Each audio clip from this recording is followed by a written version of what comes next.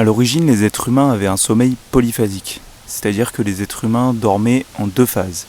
Généralement, ils se couchaient vers 20h et ils se réveillaient vers minuit pour vaquer à des occupations. Et à 2h, ils se recouchaient et ils se réveillaient entre 6 et 8h, généralement plutôt 6h.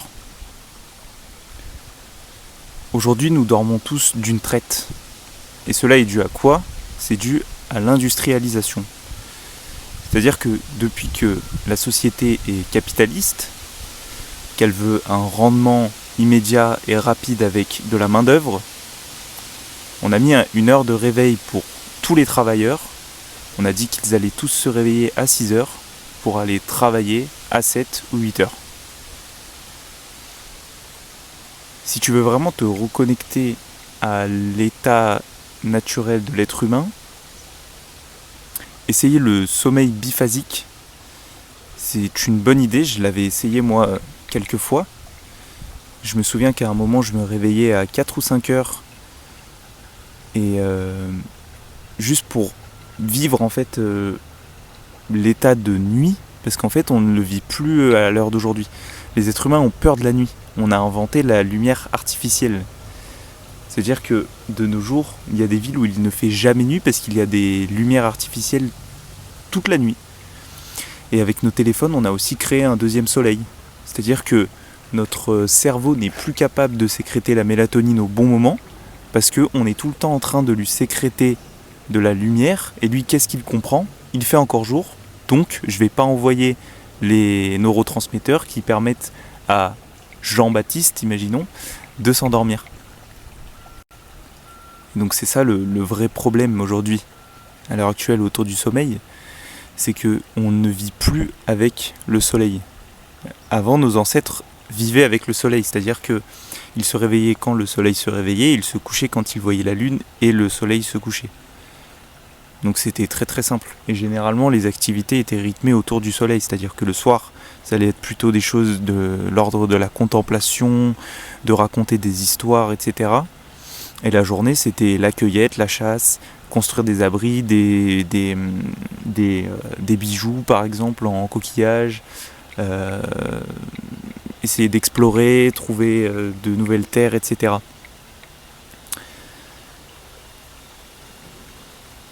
Donc le gros problème aujourd'hui autour du sommeil, c'est que on a peur du sommeil, on a peur de s'endormir parce qu'on a peur de cette vie.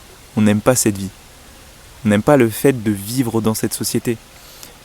Pourquoi les jeunes aujourd'hui s'endorment à 1h, 2h du matin ? Déjà de 1 parce qu'ils scrollent, mais aussi parce qu'ils détestent leur vie.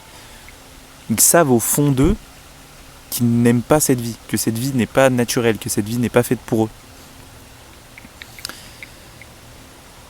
Les musulmans par exemple se réveillent ça peut être 5h, 6h pour la prière du matin, Fajr, si je dis pas de bêtises. Et je pense que c'est une bonne activité à adopter en tant que croyant, non-croyant, de se réveiller dans la nuit pour voir ce que c'est que la nuit. La nuit, c'est le seul moment où tu peux être vraiment toi-même. C'est le seul moment où les êtres humains font tomber les masques.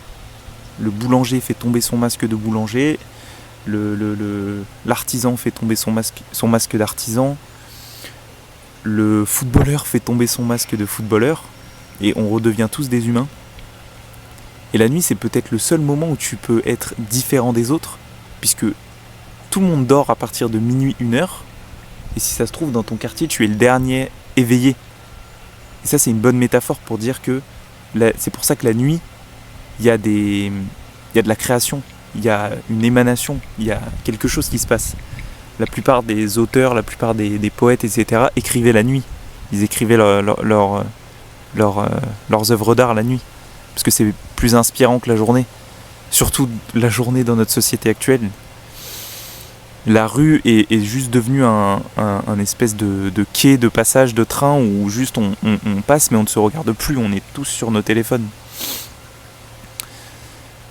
On parle plus aux gens, on met nos écouteurs et on essaye de vivre dans un espèce de rêve artificiel, on n'aime pas notre vie. Et donc essayez de tenter le sommeil biphasique. ça va être très difficile puisque aujourd'hui on a tellement habitué notre corps à dormir en fait d'une seule phase que c'est devenu très compliqué pour nous les êtres humains de se réveiller en pleine nuit et de pas être complètement dans les vapes. Mais à l'époque c'était quelque chose de totalement normal et je le rappelle, les gens le faisaient sans réveil artificiel. C'est-à-dire que avant il y avait un métier qui existait. Désolé, il y a un stand de tir à côté.